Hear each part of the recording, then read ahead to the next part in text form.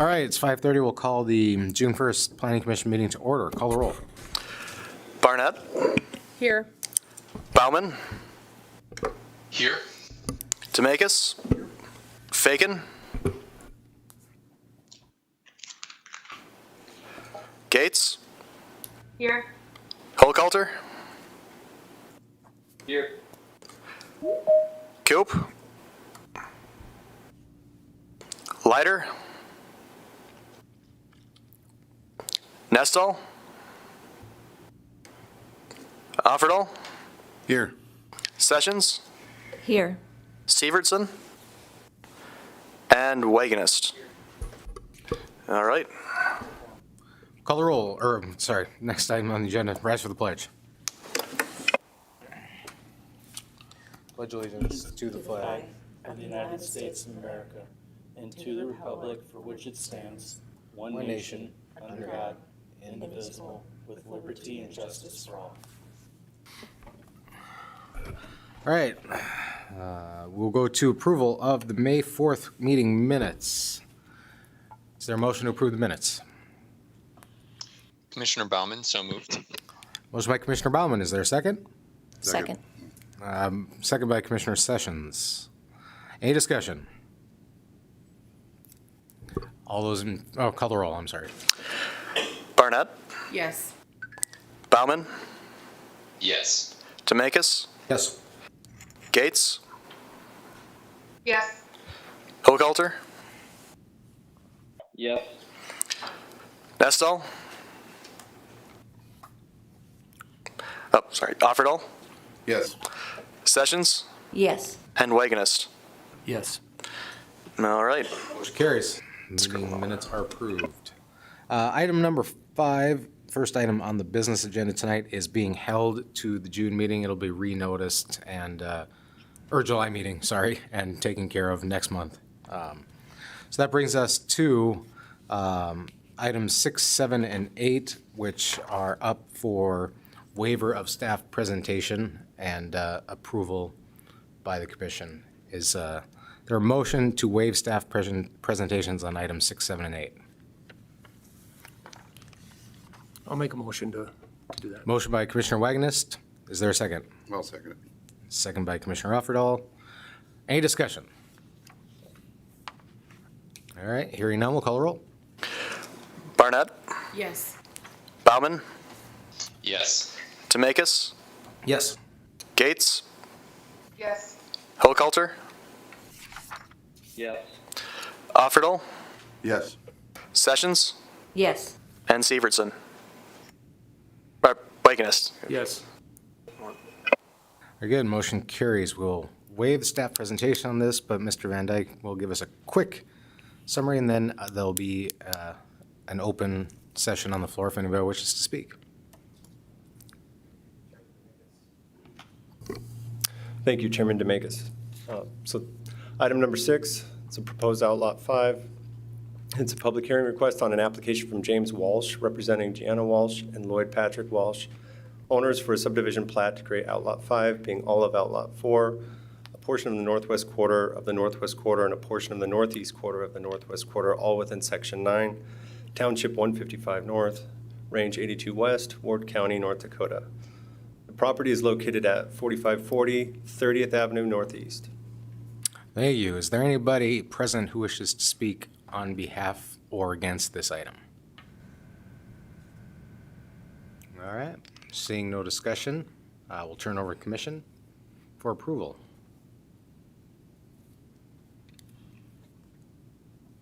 Motion to approve. based Commissioner. on Finding of facts, staff recommendations.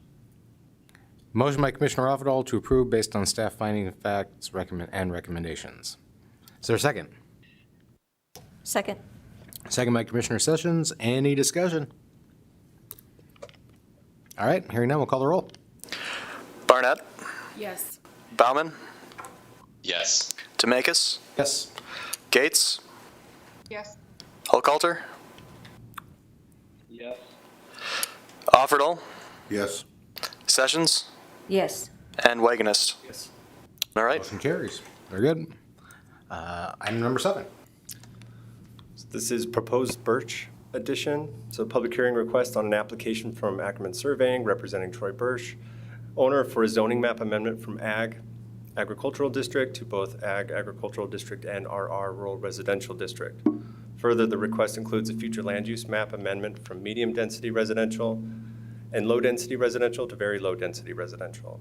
And finally, the request includes a subdivision plat of Birch Addition. Proposed lot 1 is to be Ag Agricultural District, and proposed lot 2 is to be RR Rural Residential District. The property is legally known as Outlot 13 of Section 6, Township 154 North, Range 82 West, Ward County, North Dakota. The property is located to the east of 1501 54th Avenue Southeast, also known as County Road 14A. Very good, thank you. Is there anybody present who has any input on item number 7? All right, seeing none, we'll turn it over to the commission. Motion to approve based on staff finding of fact recommendation. Motion to approve by Commissioner Wagness based on finding of fact and recommendations. Is there a second? Second. Second by Commissioner Barnett. Any discussion? All right, call the roll, please. Barnett, Yes. Bauman, Yes. Demekis, Yes. Gates, Yes. Hochhalter, Yes. Offerdahl, Yes. Sessions, Yes. and Wagonist. All right. Motion carries. Very good. Last item on the short agenda, number 8. Thank you, Chairman Demekis. Proposed Minot International Airport, 4th edition. So public hearing request on an application from Maria Romanek, representing the city of Minot, owner for a subdivision plat, including a vacation of right-of-way to be known as Minot International Airport, 4th edition. The properties are legally known as lots 5 and 6, block 5, and a portion of vacated right-of-way of Minot International Airport, 2nd edition. The property address is 2400 North Broadway, unit number 2. Thank you. Is there anybody present that wishes to speak on item number 8?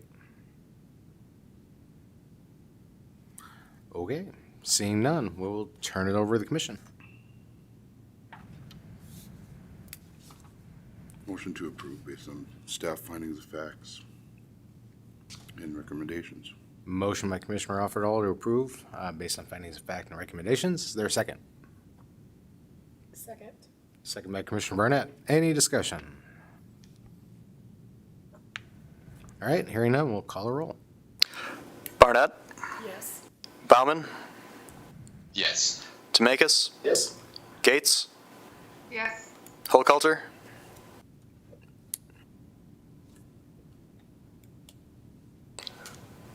Hochhalter. Yes. There we go. Offerdahl, Yes. Sessions, Yes. and Wagonist. All right. Motion carries. All right, item number 9.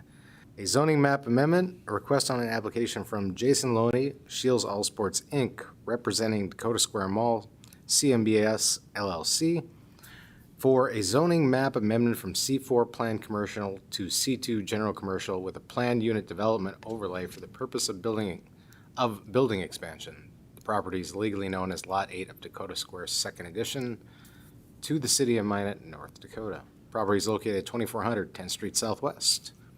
We will turn it over to staff for the report.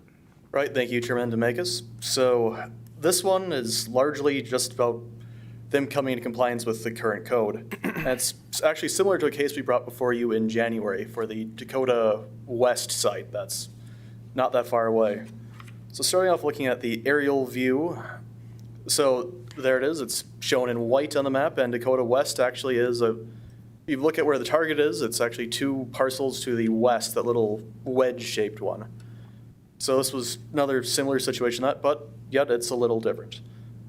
So moving on to the zoning. So the property is currently zoned as C4, which is our planned commercial district, which is no longer a existing zoning district in our code, actually. So with that, in 2013, when it was removed, it was decided that it would have equivalency of C2 General Commercial District with a PUD overlay and have to follow those requirements when appropriate. So normally, relocation of Scheels, because that's what's actually happening with this is the Scheels is taking both their stores and consolidating it into this site, doing it as black on the map. So with that, that wouldn't normally actually prompt that, but since they're doing a major change to it, in this case, they're actually changing some of the traffic patterns within the overall mall site. As a result, some additions they're doing. That's what ultimately prompted this rezoning to C2 and the PUD. The PUD is necessary here versus the one to the northwest because in this case it's part of a more holistic site. It's not just this one Scheels location. It's going to be the entire mall. It's affecting that entire thing with what they're doing. And that's why it's going for the PUD as its own separate PUD because it's its own site, but it's going to be part of the overall thing. So, looking then at the future land use map, so it's all commercial areas, so it's, the rezoning tends to fit with that. Looking at the floor plan now specifically, so they are doing 3 different additions on the east, south, and west side. So number 4, the west addition, is actually specifically where it's prompting it because where it actually used to run along the building, that was where the traffic was, so they're actually shifting the roadway to the west specifically. And that is what's, again, prompting the whole PUD and rezoning. So looking at the landscaping, they are adding more landscaping to it. That entire west side, for instance, was barely bare. They had some stuff along the base, but they're adding a lot more, so they are bringing it closer to compliance than it was with the current code as far as landscaping goes.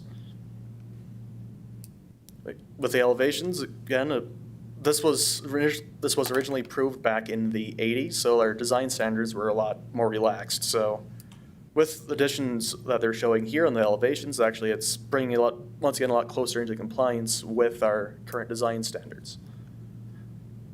And here's just some renderings of the west and south addition and the east addition. So these finding effects are largely, actually they're entirely contained within the written staff reports that were sent to you earlier last week. Let's go through those quick.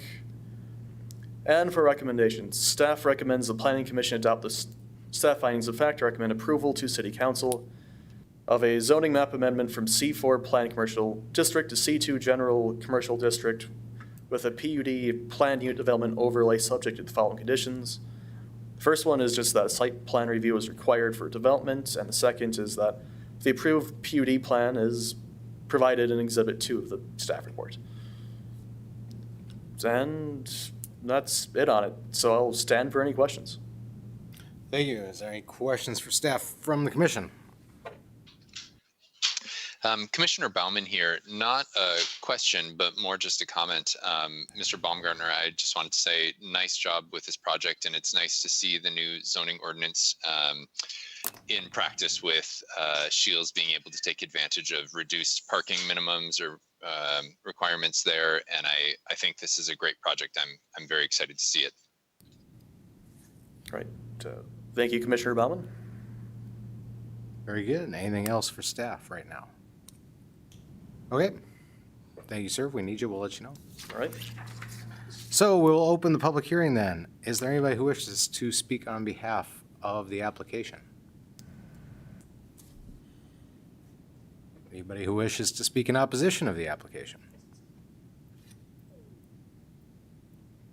All right, seeing none, we will close the hearing and turn over the commission. Commissioner Bauman here. I'd like to move to approve based on staff recommendations and finding of fact. A motion by Commissioner Bauman to approve based on findings of fact and recommendations. Is there a second? Second. Second by Commissioner Sessions. Any discussion? All right, seeing none, we'll call the roll. Barnett, Yes. Bauman, Yes. Demakis, Yes. Gates, Yes. Hochhalter, Yep. Offerdahl, Yes. Sessions, Yes. and Wagonist. Yes. All right. Motion carries. All right. We'll move us on to agenda item number 10, a subdivision zoning map amendment and future land use map amendment.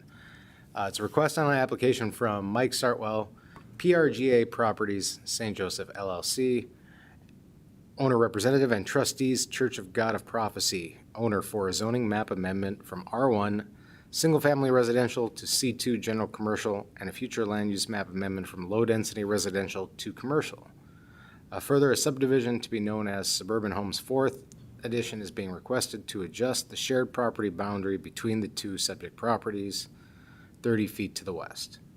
The area of the property boundary adjustment is the same area affected by the zoning map amendment and future land use map amendment requests.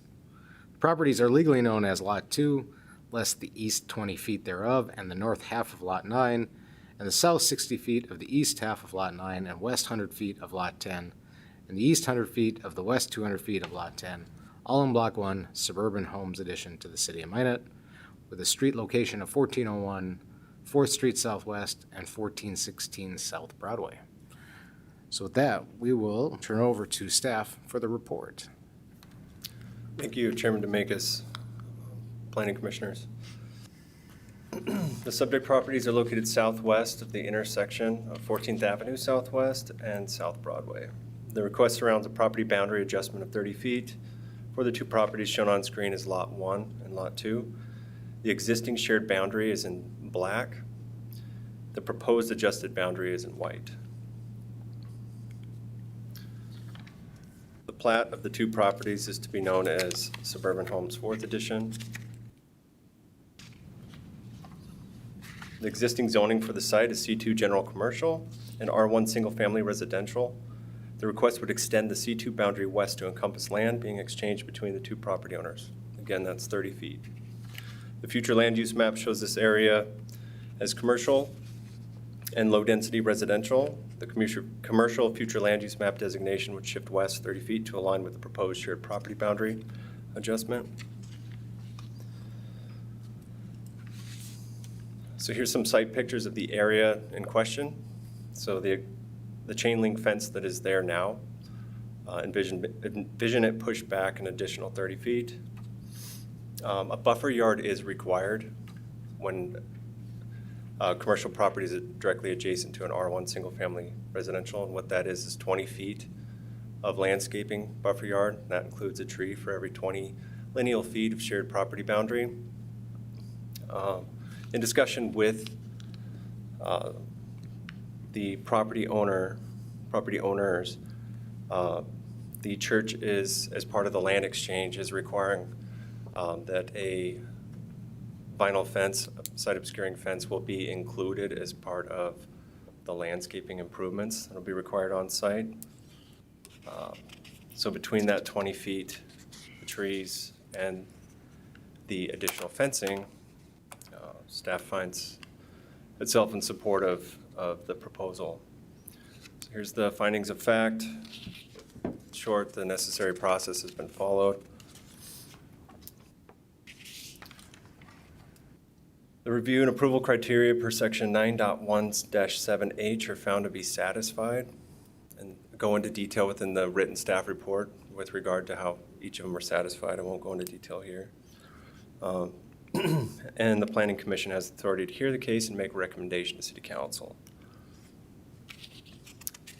So staff is recommending approval of the zoning amendment, the future land use map amendment request, and the plat application, subject to two conditions. So a site plan review, that's common, that follows most commercial developments, and a memo of de minimis effect, which is related to stormwater. And then also, just our boilerplate plat language. So we require a recordable plat to be furnished to the city within 6 months of approval. So otherwise, staff will stand for questions. Thank you. Is there any questions for staff? I have some for you. Go ahead. Mr. Van Dyke, how, you said the boundary, the trees would be one for every 20 lineal feet. So what would that be for this buffer? It's 4 feet. Take a look. I'll bring up the plat. We'll get the dimensions specifically and divide by 20. It's probably more than that.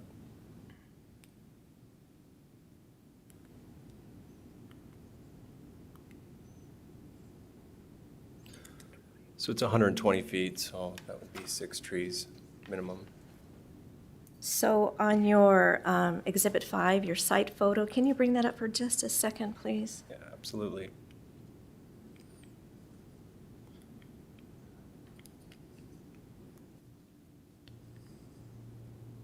So those 3 trees that I see, those are the existing buffer? Looks like there's 5. Mr. Chair, Commissioner, yes, that would be the existing buffer on site at this time. Okay. So I'm assuming that the new buffer, the new additional trees will be the same height, the same type of tree? Yeah, at least 50% of them need to be conifers, which appears that's what is there. Okay. And I think at the time, April 29th, either those trees or those trees just appear not to have budded yet, so. I'm sorry? They appear not to have budded yet for the season because it looks like the rest of them are not.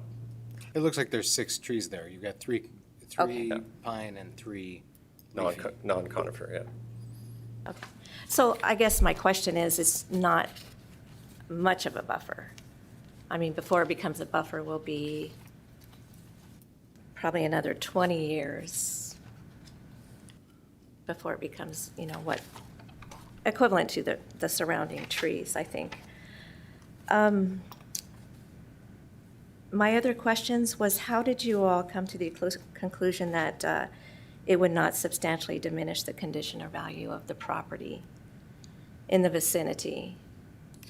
So, Mr. Chair and Commissioner Sessions, so we don't find that, here, let me look at the findings of fact, specifically how it's verbed.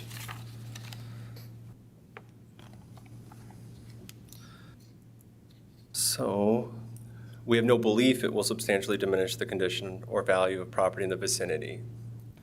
So, how it affects property values, there is no viable way for staff to determine how the impact to adjacent property values.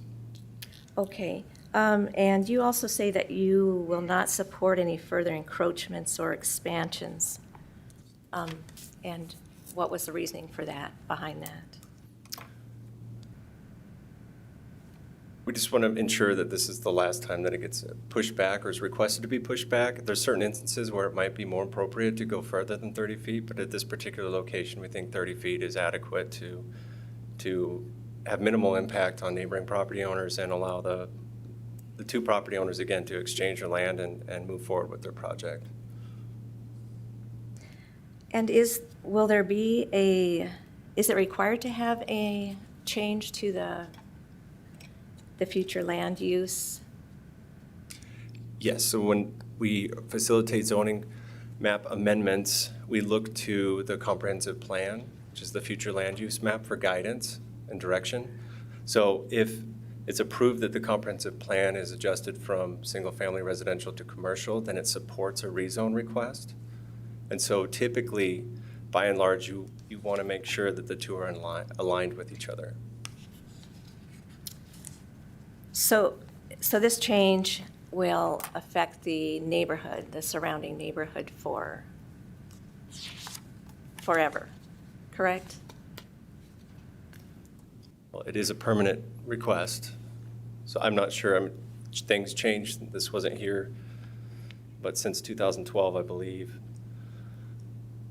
So redevelopment occurs. I guess that's what I'm saying is that, the request is the request today. Well, I'm just asking because I think at one point there was it may need to be amended, the future land use map.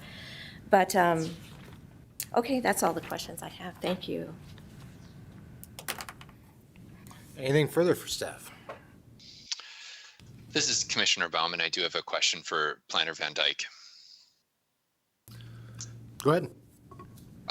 Mr. Van Dyke, what I'm wondering about is in the new area if we expand the commercial zone. I'm curious about the little chunk that will now be abutting to the south of the new property. And I'm mostly curious, will the vinyl fence extend there also so that those property owners have that complete coverage or buffer from the commercial zone? Chairman Dominguez, Commissioner Bauman, that is my understanding, and I know that the applicant is here to specifically note exactly what the agreement is between the church and Slim Chickens. Okay, cool. I'm really happy that there's the vinyl fence going in between the drive-through and the church, but I think just making sure that we have that buffer extended for all practical purposes is my only question for the applicant. So, thanks. Anything further for staff? All right. We will proceed to the public hearing. Is there anybody here who wishes to speak on behalf of the application? I'm here from Slim Chickens, if you guys. Come on up. Come on up. Give us your name. I'm Shannon Gross. I'm Vice President for Preferred Restaurant Group, owners of the property. So I'm just here if there's any questions or anything or any clarifications. Okay. Do we have any questions for the applicant from the commission? I have a couple. Okay. Sir, what are the hours of operation? 10:30 a.m. to 10 p.m. Sunday through Saturday. Okay, and how many shift changes are there? There's any number of changes. People come and go throughout the day. Yeah. And after closing, approximately what time does the last employee leave? It might take them an hour, hour and a half, so maybe 11:30, something like that. All right, thank you. Okay. Anything further for the applicant? This is Commissioner Bauman. You may have seen this question coming, but I'm curious, the vinyl fence between the Slim Chickens property and the church, will that also extend on the south part of that extension? Yeah. Yeah, the church requested us to install the vinyl fence on the 120 feet running north and south. And so we'll continue that for the 30 feet, both on the north and south sides of the property. So the entire new area will be encompassed in the fence, plus the landscape buffer and trees. So basically what you're going to end up with is exactly what it looks like today with more trees and a fence. Cool. I appreciate that. Thank you. Very good. Anything further for the applicant? All right, thank you, sir. If we got any more questions, we'll let you know. Anybody else who wishes to speak in regards to this matter, please come up.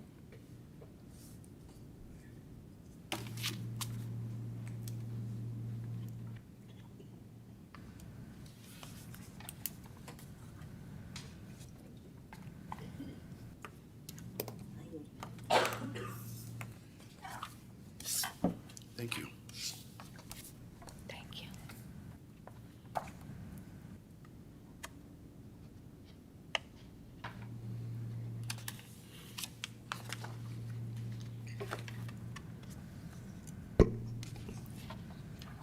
Hi, I'm Margie Zietz, and this is Cole Zietz, my son. He is the current property owner for 1415 4th Street Southwest, which is the residence there. Southwest of that, where they're proposing.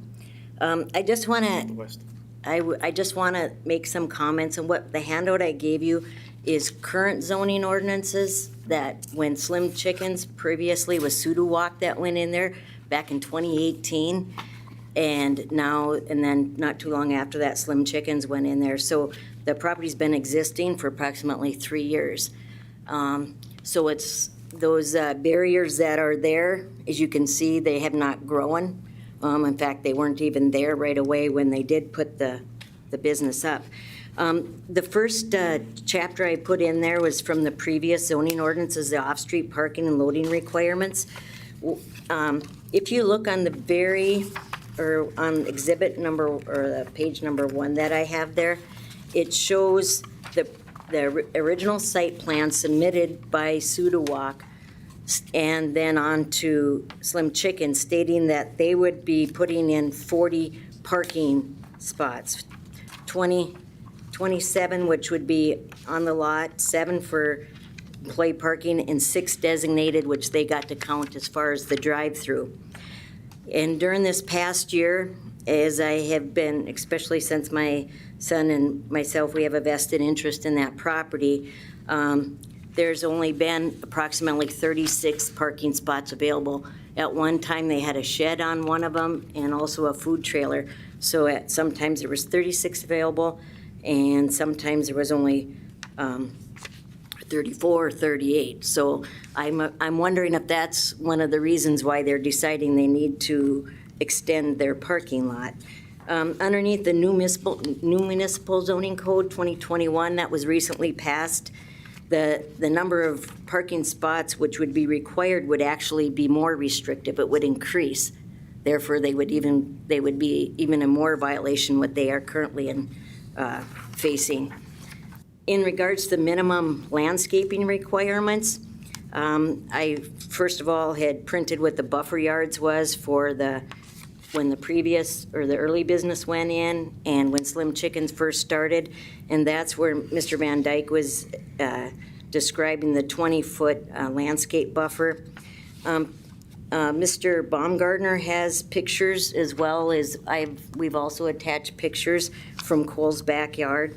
And as you can see, the pictures that we have, you can see the cars driving through the drive-through and their headlights are shining. If it was dark out, they would be shining into the back of his property. And he does have windows on the back side of his house there.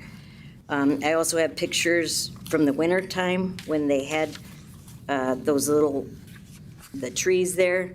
You can see by those bottom pictures from the wintertime, there's absolutely no buffer. It provides as far as headlights, as far as sound, or even seeing the traffic moving through.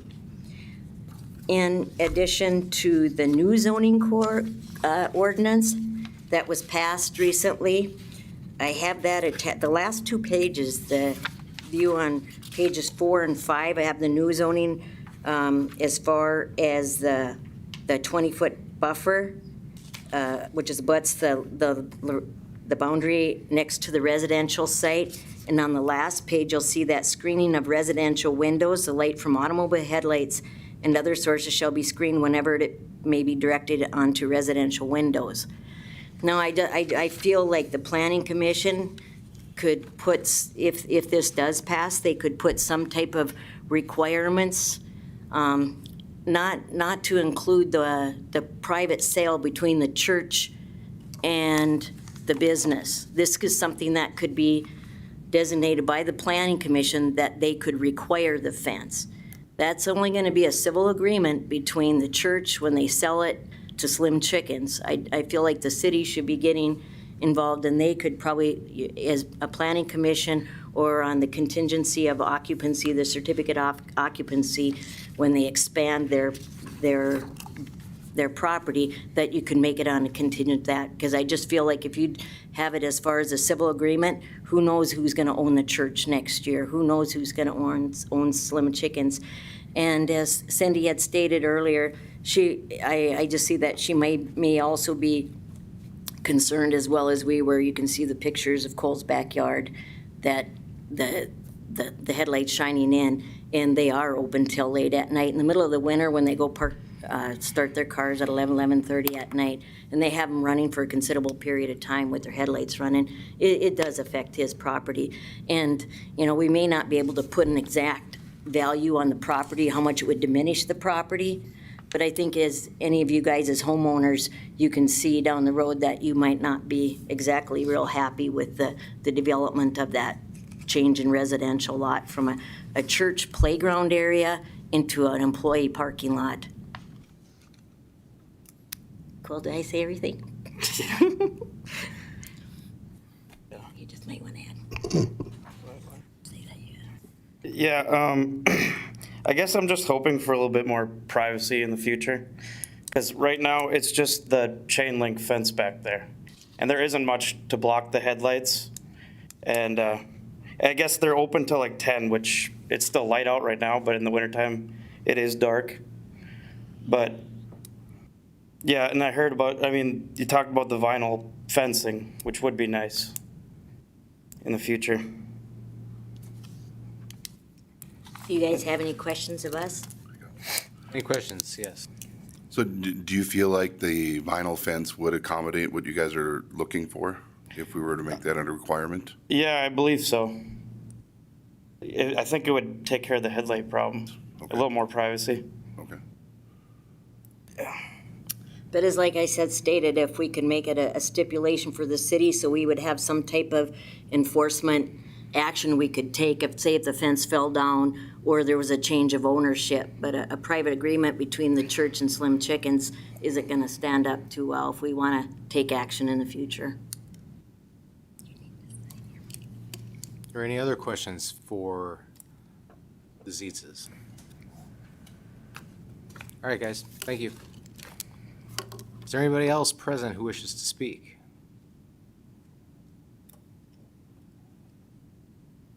All right, seeing none, we will close the hearing and turn over the commission. Is there a motion that anybody wishes to make? I'll make a motion to approve based on staff finding of fact and recommendations, and then add the condition requiring the fence prior to certificate of occupation or occupancy. Okay, I think, would you like to add a little bit more to that in terms of the north and the south sides as well, so we make sure we have it covered? Yes, all right, so fence would cover the west side entirely and the additional 30 feet on the north and south side. We have a motion to approve based on staff finding fact and recommendations with the addition of vinyl fencing along the entire west edge and the north and south additional 30 feet. Is there a second? I'll second. Second by Commissioner Offerdahl. Any discussion? Yes, Mr. Commissioner. Yeah. I'm reluctant to approve this, or to, I guess because you're setting a precedence for the commercial encroachment of a residential neighborhood. You know, there are 13 homes on that block, an apartment building. And, you know, it does substantially diminish the value of the property in the neighborhood by the tens of thousands.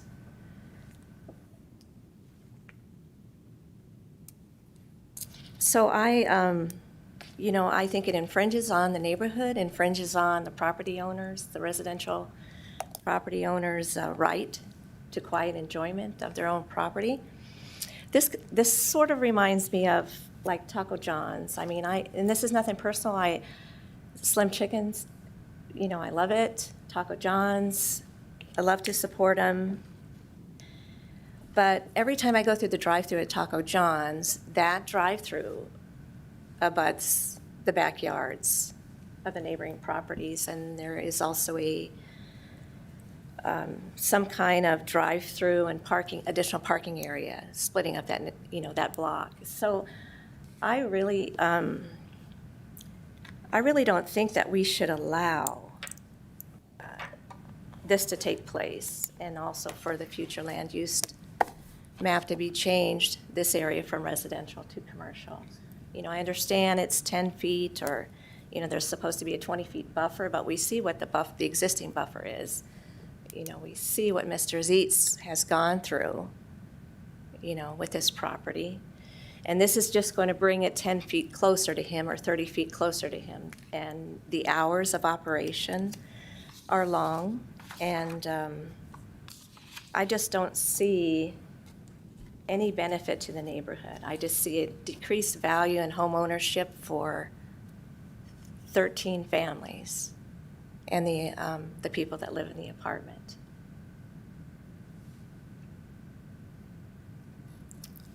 Are you?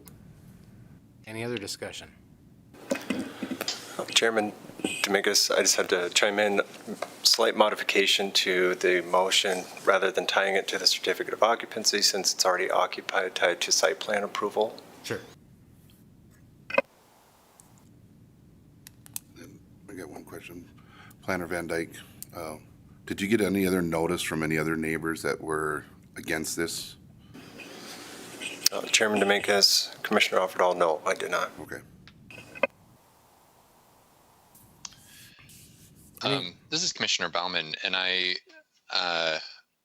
just to share some perspective too, I think before we vote, I can appreciate Commissioner Sessions' comments and thought, but when I personally look at the large scope and scale of the neighborhood, I think this actually could be seen or viewed as an improvement, as it is one way that we are able to legally put a vinyl light obstructing fence in addition to the landscaping buffer between the residential neighborhood and this business that didn't exist at the time when it was originally built and following the code. But this could be a step up for the resident that spoke earlier, and for the playground, and for the neighborhood as a whole, as they will not have drive-through lights going into their yards at night. So I guess I see the two sides, and as I kind of weigh them, I personally believe that this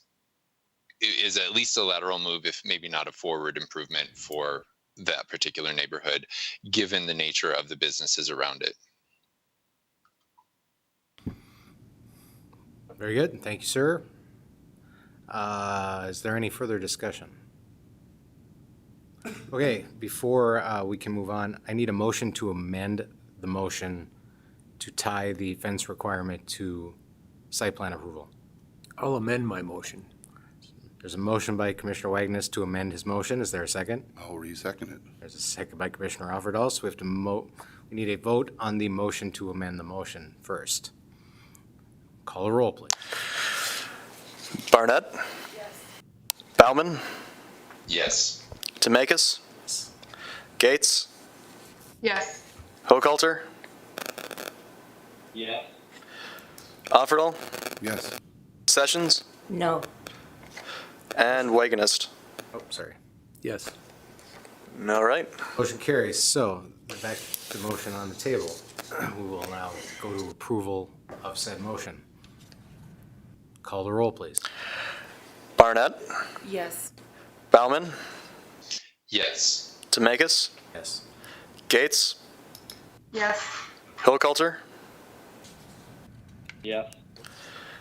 Offerdahl? Yes. Sessions? No. And Wagonist. Motion carries. Agenda item number 11 is a conditional use permit and variance request by Hunter Langseth representing Margot Air for a conditional use permit for commercial recreation outdoor related to a paintball arena and a variance to the paving requirements for the driveway and parking area, and a relaxation of signage allowance within R1 single-family residential. The property is known as Outlot 34 of the northeast quarter and the southeast quarter of Section 30, Township 155, Range 82. Less Sublot A, less highway, and less portions of Outlots 44 and 45. There's currently no address associated with the property, but it's located on the south side of Valley Street. Access to the property is approximately 350 feet to the northwest of 2204 Valley Street. We'll turn it over to staff for the report. Thank you, Chairman Dominguez, Planning Commission.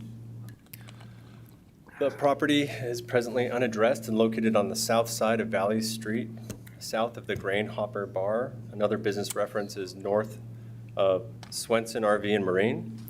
Access to the property is approximately 350 feet to the northwest of 2204 Valley Street. And this shows an aerial view of the property in a 600-foot notification area in pink. The property is outside of city limits. So here is a site plan that was provided by the applicant and is Exhibit 3 of staff's written report. The proposed arena or the play area is 300 feet by 150 feet, or a little more than 1 acre. The property is more than 77 acres. Parking for up to 30 vehicles will be provided. On-site restrooms will be portable and subject to approval by First District Health. An existing dirt drive provides access to the parking area.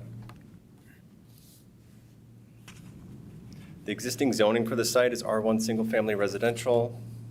Commercial recreation outdoor, which is how the zoning code would define a paintball arena, is a conditionally permitted use within the R1 zoning district. The future land use map provides this area as primarily medium-density residential with a small portion of land along valley being planned industrial. Here's a site photo of the entrance to the property. The topography is comprised of rolling hills and relatively steep slopes. The application also includes a variance to the paving requirements for the driveway and parking improvements. Staff finds that due to the limited number of days and hours of operation, relatively small arena area compared with the size of the property, that the grant of the variance will not adversely affect the rights of property owners in the surrounding neighborhood. We did receive a written public comment. I'm going to go ahead, unless Donald or Carol Mohagan is here to speak. Otherwise, I'll be their voice and read this out. We stand in opposition to the City of Minot granting this permit and variance for the following reasons. We believe that this proposed activity will negatively impact the value of our property. A portion of our property is exceptional wildlife habitat with many species of wildlife seen on a daily basis. Deer, wild turkeys, rabbits, raccoon, and on occasion, coyote, along with many species of birds, frequent this area. Our lot is adjacent to the parcel where the proposed paintball arena is to be located. We believe that the activity of a paintball arena will create additional noise and traffic that will generate dust and will discourage the wildlife from frequenting this area. According to the documents that were submitted in the application, the commercial arena area is planned to be fenced. However, the rest of the property that will be used for parking, restrooms, etc. is not planned to be delineated. I can foresee that with the commercial use of the arena, we will also see a dramatic increase in the number of people using the rest of this parcel of land and also coming onto our property. As the boundary between our property and the parcel where the proposed paintball arena is to be located is not well defined. Therefore, we oppose the granting of this conditional use permit variance because we believe that the presence of this activity will reduce the resale value of our property and reduce the enjoyment that we have in living here. So here are the findings of fact. Conditional use permit is the appropriate mechanism to evaluate the proposal, and some of the standards for approval are met without conditions. Other standards for approval require additional conditions to be placed, which I'll address on the following slides. The request is for conditional use permit and variance, both of which receive final approval by the Planning Commission. So we are recommending approval of both the variance and the conditional use permit. I'm going to go through and just read these conditions that I've implemented or recommend. So no paint grenades, smoke grenades, or non-traditional rounds may be used on site. Rounds are limited to paint rounds from Tippmann Custom 98 paintball gun or equivalent. That's the type of paintball gun that they intend to be using there. Round velocity is limited to 285 feet per second, and the ability to randomly test player equipment to ensure this maximum threshold is met is required by on-site staff. That is part of their business plan. The 285 feet per second limitation will reduce the distance that the paintballs will be able to travel outside of the arena. Any netting to be installed shall not exceed 8.5 feet tall, measured from the ground without first obtaining a building permit, standard building code requirement. In lieu of an air horn to denote the beginning and end of a round, or to gain attention of players on field, a system of colored flags shall be utilized to inform players. In the original letter of intent, it did indicate that there was a 127 decibel horn or air horn to be utilized at the beginning and ending of matches. Staff understanding that and working with the applicant as well that some other type of visual, non-auditory mechanism can be used to get everybody on board with regard to the rules, when to stop and start. No noise exceeding 55 decibels as measured from the property line is permitted. 55 decibels is within our Muni code, our noise ordinance. Keep in mind that they're within the ETJ and don't fall within our municipal code. We do have zoning authority, and as part of a conditional use permit, we can use that as a basis to inform us on what's acceptable within an R1 residential district. So 55 decibels at the property line is permitted without becoming a nuisance. The site plan, as provided in attachment A, it's Exhibit 3 in the staff report, is adopted herein. That's the one that I presented. No changes to size, whether by total area, dimensions, and position, may be made unless an amended conditional use permit is submitted to the Planning Commission. Days and hours of operation are limited to the following: Thursday and Friday, 6:30 to 9:30. This was also included in the applicant provided letter of intent. It's limited to 2 days during the week, Saturdays and Sundays, noon to 9:30. Again, I worked with the applicant on these hours, days and hours limitation. Lighting, if any, shall be downward facing and face away from residential properties to the west. Lighting, if any, shall be compliant with section 3.1 -10 D5 of Minot's Land Development Ordinance. That surrounds just lighting, right? Commercial lighting, outdoor lighting. Safety rules are adopted herein as provided in attachment B. These are provided by the applicants. They've got safety rules and regulations. Added the stipulation, so these may become more restrictive and or expansive by the applicant, but may not become less restrictive or contractive from those provided in attachment B. So if they need to make modifications to these rules for safety reasons, they can. Just not relax the rules and regulations. So signage will be limited to no more than 24 square feet in area. 4 square foot is the limitation on an R1 property. So given, again, the size, staff finds 24 square foot would be sufficient to meet the needs and direct individuals to the site so they can find it. Sign height shall not exceed 8 feet and shall be placed outside the visibility triangles determined by the city engineer. The sign will include a clearly legible site address for the benefit of emergency services and patrons. The sign shall not be illuminated. A sign permit is required prior to installation of any signage on site. The conditional use permit shall expire on December 31st, 2025. At any time prior to expiration, the applicant or property owner may apply for renewal following the procedures as outlined in Article 9 of the Minot Land Development Ordinance. Following this date, the applicant must submit a new conditional use permit application. Additional conditions may be imposed at that time, including but not limited to necessitating infrastructure improvements and permanent buildings and addressing known issues or other concerns. Driveway and parking improvement requirements per section 6.1-5D and 6.1-7B1E are waived per the variance issued on June 1, 2021 by the Minot Planning Commission. This variance is coupled to the conditional use permit and shares the same expiration time frame as provided in condition 13 of this permit. So per section 9.1-4I, the procedure for amending a conditional use permit shall be the same as required for the original approval. Per section 9.1-4J1 through 3 are provided for reference and convenience of the applicant. So timelet, substantial construction. So the activity needs to occur within 12 months. Change of use, any change of the use document in the resolution of approval shall void the conditional use permit. Vested property rights, so conditional use permit goes with the land and not the applicant or operator and becomes a vested property right and cannot be taken away unless the operator, for example, is out of compliance with the conditions of approval set forth in the permit. So those are the 16 conditions that staff recommends be attached to this conditional use permit, and through those conditions, believes that it will mitigate the negative externalities that would spill over onto the adjacent properties and satisfy the standards for approval of issuing a conditional use permit. I'll stand for questions. Thank you. Any questions for staff? I have a question, please. Mr. Van Dyke, the conditional use permit will expire in 2025. And then if there are any things that need to be corrected, am I understanding this right, that they will not need to correct them until at the time they apply for a new permit?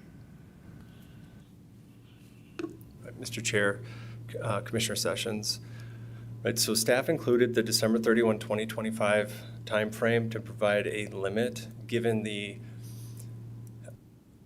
knowns of the use. It's a unique request to have an outdoor paintball facility. So staff believes that we've mitigated all of the negative externalities that we can think of that would impact neighboring property owners. That doesn't mean something doesn't arise that we all maybe didn't think about. So I'm not an expert at outdoor paintball arenas. This is my second one I've processed, which is actually pretty rare to actually do two. So I have some familiarity with some of the issues that arose from the first one that I processed or was part of or aware of.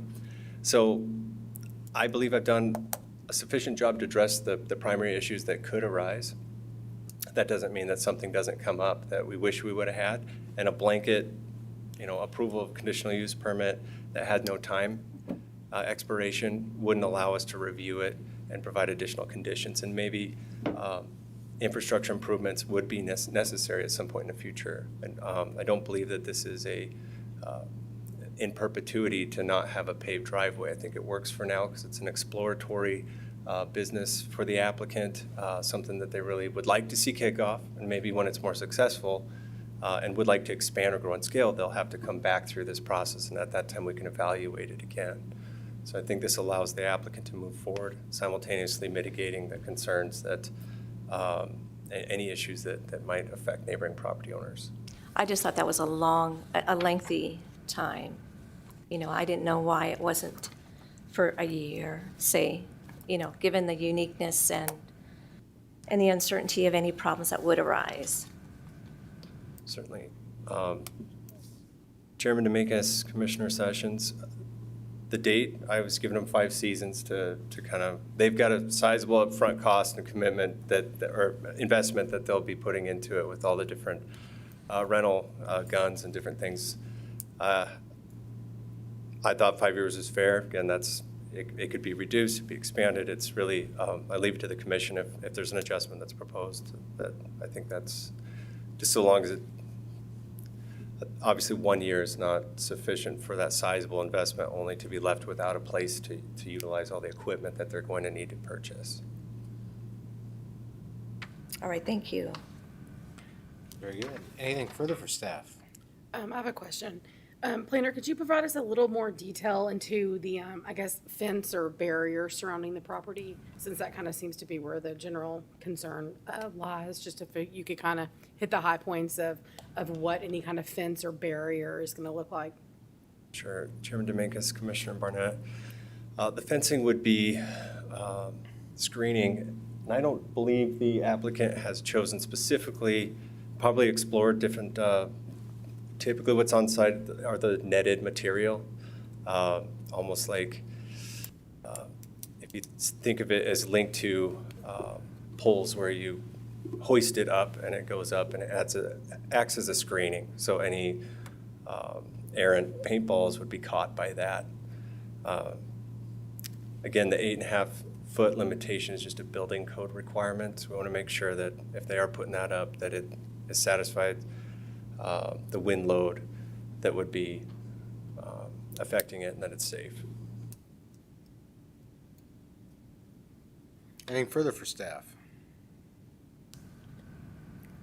All right, seeing none, we will move on to the public hearing. Is there anybody present who wishes to speak on this application? Anybody wishes to speak for or against? Come on up. Hi, Council. My name's Mike Baker. My property is right next to where this paintball arena is going to be. If you look at the 300-foot dotted line that they have, that is my property line. Me and my wife bought the property 3 years ago and been making all kinds of improvements to the property. We have a young kid right now. We have animals that we enjoy the property. We have several people come out to the place and say, wow, this is the prettiest point in Minot. I mean, it's beautiful. We're overlooking. So I guess my biggest concern, which I'm all for a paintball course. I think Minot needs a lot more outdoor activities for the area. My biggest concern will be the safety of my family, I guess, friends, and everything else like that. When I see that the fence in here, I wish I would came more prepared, but my wife told me, oh, this is tonight, so I didn't come prepared, so. When I read on here, the ability to randomly test players, are they gonna test these players before they come out on the course or whatever else may be? The other thing would be is, are the players allowed to bring their own guns, or are people gonna be Or are you guys gonna rent the guns to the person or the customers? I think that would be a huge thing. I think guns, I don't know what the danger is behind a paintball gun. There might be some, I don't know. So we'll see what happens here, I guess. But I think that 285 feet per second, if that's a limit that would keep us safe, that should be checked before anybody plays paintball in the area. One of the other things, and I believe I talked to the guy that wrote the note there too, and we have a lot of people wandering on our properties over there. We call the sheriffs and everything else like that, and we post the property too everywhere. And what the sheriff told me is like, well, unless they're doing damage, we can't really do anything. So I would hate to see this cause more people to come to our property. I mean, just the other day I called the sheriff because we had a drunk guy walk through our property, just meandering through. I mean, the safety of our family is there, so I guess that's the biggest thing. The weekends, I seen that when Hunter asked for the request, it was gonna be only certain weekends. And then on this application, I see that it's gonna be every weekend, so that is one of the most peaceful things about living out there. And that's one of the biggest reasons why we brought the property, is because of the wildlife, the peacefulness, and everything else in that, I guess, area. So I guess what I see here, and the biggest concern is it's 300 feet away from our property line. Well, first off, I thought it was the buffer zone. I talked to you earlier about this. I seen the buffer zone, I'm like, holy cow, these people are gonna be shooting across property. I looked it up on your website. They are gonna be 300 feet away, which I think that's probably more than enough. I don't know. We have open lands, no trees to stop these projectiles coming at us any closer. So I guess when I read this, I don't know if I mentioned this yet. For the fencing, I think that should be a mandatory thing. If you guys do follow through with this, obviously, me and the wife and neighbors probably would not want it to, but I understand the need for outdoor activities. So I think that should be a mandatory thing. I think that netting at 8.5 feet high, I don't know what a paintball gun could do if you point it in the air. I'm assuming it would be just like an arrow. You point it in an arrow, find its way somewhere else outside of that area. So I guess that's all I have for you guys. So thank you for your time. Thank you, sir. Is there anybody else who wishes to speak or address some of the questions that were posed? Come on up.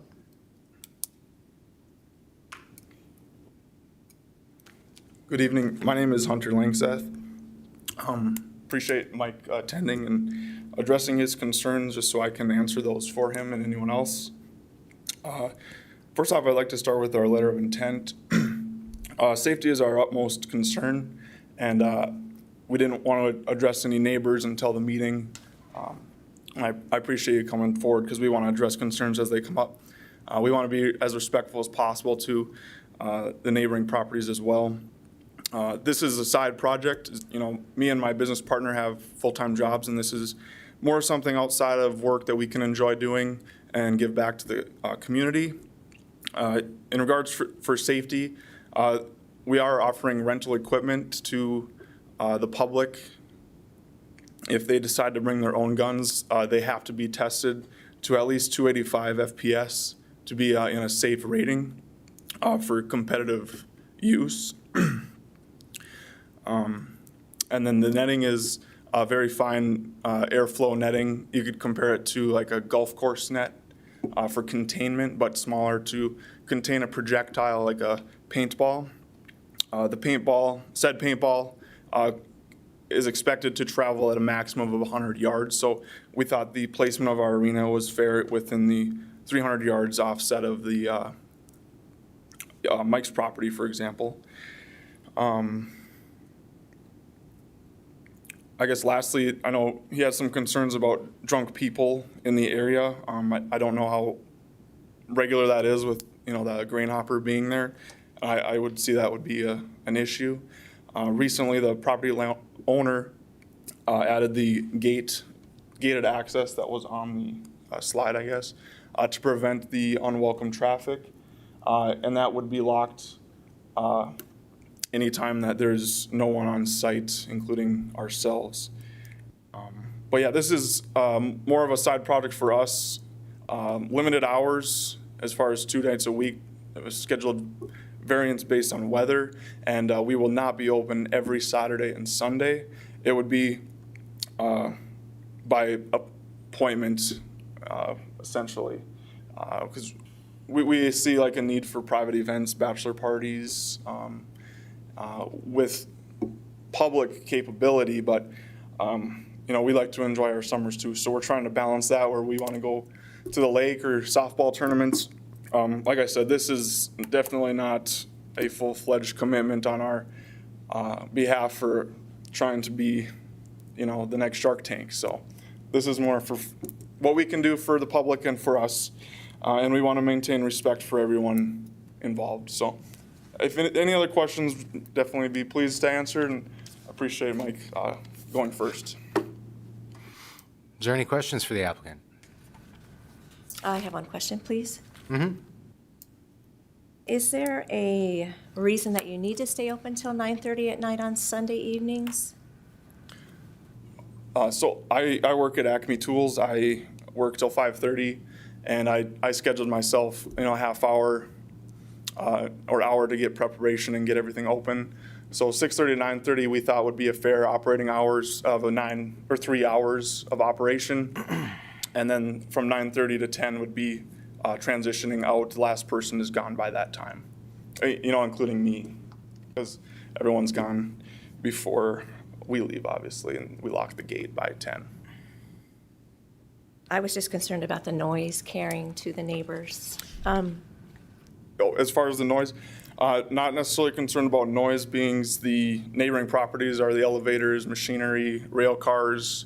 I don't see this being very noisy or comparable to what's already existing in the area. And did you say you are doing netting, or? Yes, we are. We're still working on the design, but it has to be, was it 8.5 feet at a minimum? And it'll be fully enclosed. Our safety rules, we have waivers that everyone needs to sign, and masks are required anytime you're in the playing area. And that netting is to protect spectators or people ready for the next round. All right, thank you. Yeah, thanks. You're good. Any other questions for the applicant? Yes, go ahead. Am I able to ask questions? Yeah, go ahead. Yes. Hunter, I guess when I look at that property, the distance off our property line, which 300 feet, that's fine. I mean, I think that's more than enough. I guess, is it gonna be barricade where your customers will not be able to come closer, or is it gonna be fenced off that 1 acre? With the site plan, so we have it set up and designed to containment, essentially, where, you have the tables in our walkway and restrooms, keeping them on the eastern side of the arena, more towards the parking area, and not to wander. We'd be containing people as best as we can. And I believe you have an existing, is it barbed wire fence? Yep. Yeah. But yeah, I mean, we want to be respectful and work with property owners, and as far as containment, we will be.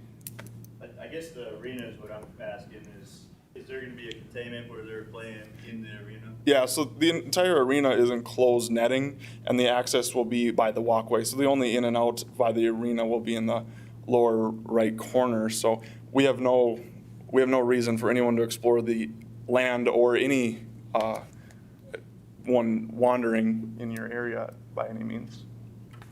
Well, with that being said, I mean, I'm for the paintball arena, with it being next to my house. I think that if they're willing to do that. Oh, yeah. I was in law enforcement, and I'm very respectful, and I understand, all of that fun stuff. So I have no problem being reasonable by any means. Any other questions for the applicant? All right. Thank you, sir. Thank you very much. And anybody else out who wishes to speak? All right, seeing none, we will close the public hearing. Turn over to the commission.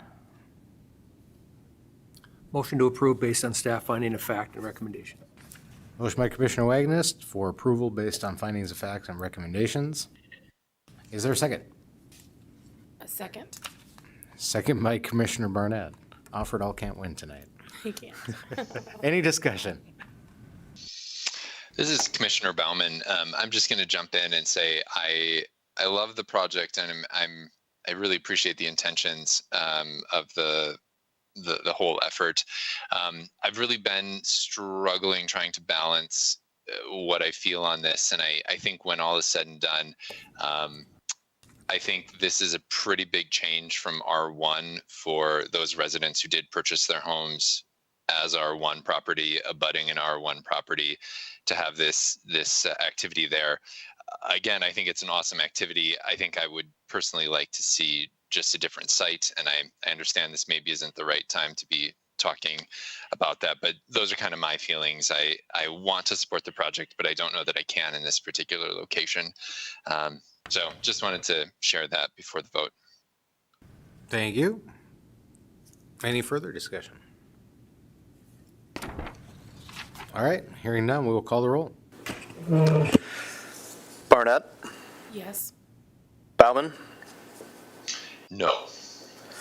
Demakis, Yes. Gates, Yes. Hochhalter, Yes. Offerdahl, Yes. Sessions, No.